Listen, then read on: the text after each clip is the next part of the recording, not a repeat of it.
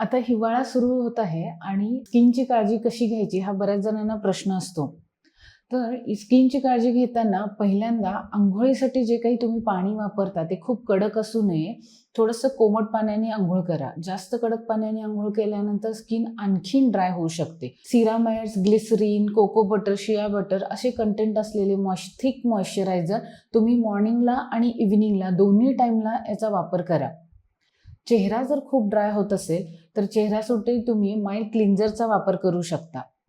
ओठांच्या बाबतीतही तसंच आहे. खूप कडक जे ड्रिंक्स असतील म्हणजे की टी, कॉफी वगैरे घेऊ नका आणि जर खूप ड्राय होत असतील तर लिप बामचा दिवसातून 3 ते 4 वेळा वापर करा.